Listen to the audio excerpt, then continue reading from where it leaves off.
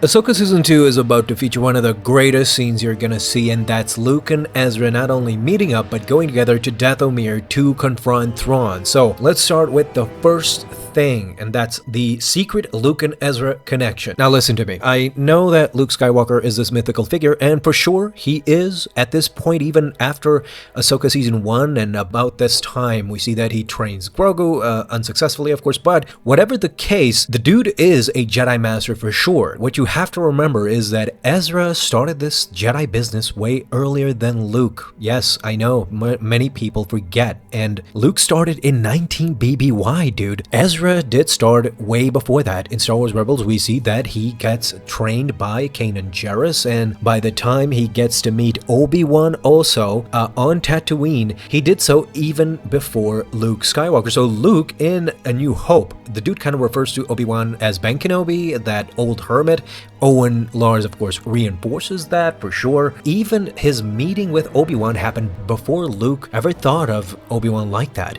So there's that secret connection with Obi-Wan that they both share, albeit briefly with Ezra, of course, but Luke will have something to discuss with Ezra. They're both at the same age, so at this point I can concur with most that Luke is the most powerful Jedi. Of course, he's a Jedi Master and he's starting his own Jedi temple.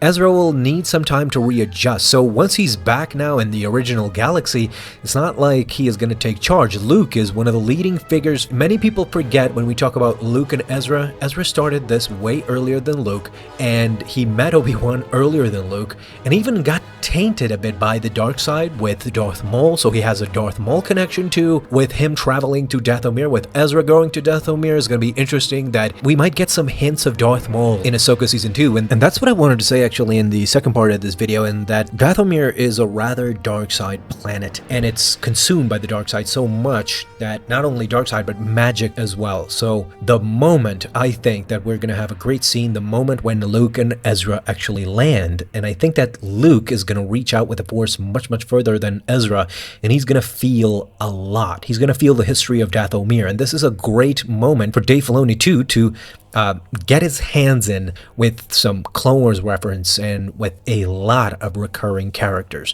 One of the biggest things that happened on Dathomir was in the comics actually, and it's called Darth Maul, Son of Dathomir. If any of you have read this, but in that comic, you can see Darth Sidious, Darth Maul, Mother Talzin, Grievous, and even Dooku. Savage Opress, of course. There's so many characters that have touched Dathomir at some point in time that if Luke reached out with the Force, you can have this vision and you can have all of this craziness that has happened with Dathomir, especially with the Night Witches and with Mother Talzin. We can have a Mother Talzin live action appearing to Luke through the visions of the Force. You can have a recreation of that battle, and I think that would be just beautiful because in the comics, it's phenomenal. Darth Maul fights Dooku and Grievous, while Palpatine fights with Mother Talzin, and in the end, they defeat Mother Talzin. Maul escapes with the Night Watch. It's just perfect if you read it, but imagine that being recreated in Luke's mind through a vision in the Force. Once he reaches out and he is consumed by that dark feeling, and Luke just opens his eyes and it's terrified by what has actually transpired on this planet, how much of a tragic history this planet has, because let's not forget, after Palpatine conquered Dathomir, he wiped them out totally. He wiped out everything, and this is reflected of course in Jedi Fallen Order.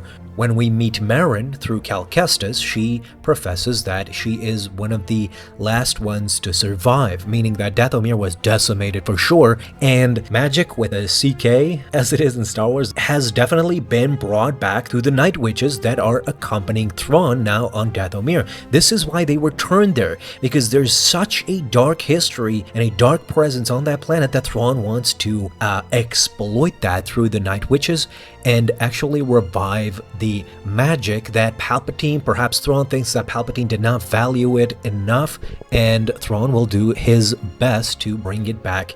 And of course, this leads us to the zombie stormtroopers. So we've reached the chapter 3 of this video, I think, and yeah, Ezra and Luke meet up and they reconnect and they connect with each other and they share stories. They go to Dathomir. Luke reaches out with the Force and senses this terrible, horrible presence here. And after all this, Luke and Ezra are confronted with zombie stormtroopers and perhaps / an undead army. So we got a taste of this in Ahsoka Season 1, where Ahsoka and Ezra, Sabine, they all fought zombie stormtroopers. They got rid of them pretty quickly, and not to my liking. I wanted to be a much more fair fight, but whatever, they just served their purpose and they got slaughtered by Ahsoka. This time around, it could be different because they could be intermixed. At that point, they were only zombie stormtroopers, and they were loading up a lot of things on that Star Destroyer before they returned. Thrawn and the Night Sisters were up to something bigger than just stormtroopers being brought back from the dead. There is some sort of an undead army in those coffins that they're bringing back,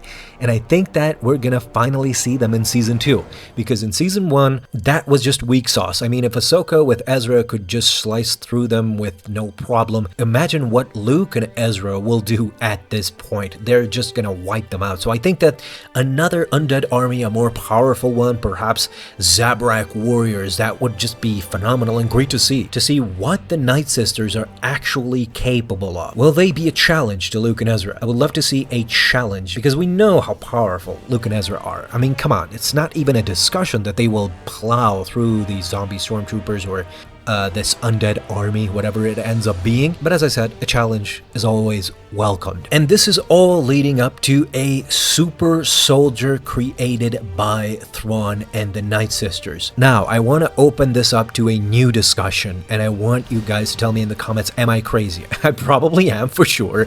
And what I'm about to present to you guys is a crazy theory that I think would serve kind of the story and have some nostalgic effect to it. With Luke and Ezra, both did not encounter Savage Opress. So what if, because we didn't see what happened with the body of Savage Opress after his death in the Clone Wars, Palpatine killed Savage Opress and imprisoned Maul in that episode in the Clone Wars, but what if Savage Opress's body was recovered and now is being revived through this Night Sister magic, and he is in fact the super soldier that commands the undead army of Thrawn? Imagine how crazy that reveal would be in that episode, that Savage Opress is not only in live action, but he is back as an undead creature, a super soldier that commands his own army and will probably give Ezra and Luke a fair fight. Remember that Savage Opress did stand toe-to-toe with Dooku at some point, did fight Obi-Wan, and actually was skilled with a lightsaber. So this is why I think that a undead Savage Opress would be just great, because it wouldn't just be fodder for Luke and Ezra to just go through an undead army, but actually fight as skilled swordsmen in Savage Opress. Perhaps not at that level, but I think it would show Thrawn the true meaning of Jedi warriors. These two are not here to mess around, and they would show Thrawn what is actually waiting for him, because I don't think he has the slightest idea. Imagine how panicked Thrawn was when he learned that Ahsoka was the former apprentice of Anakin Skywalker. And this leads me to my next point, and it's a grand one. Nobody's talking about it. He got shocked because Ahsoka was trained by Anakin.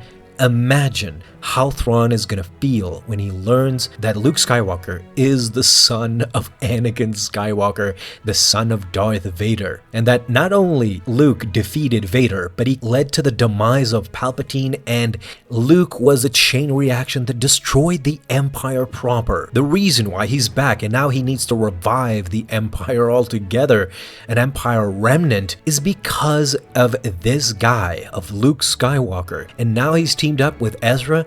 They just pose an amazing threat. Supposedly, I don't know when, perhaps in Ahsoka Season 2, perhaps in the Mandalorian movie, but Ahsoka will be back in the original galaxy.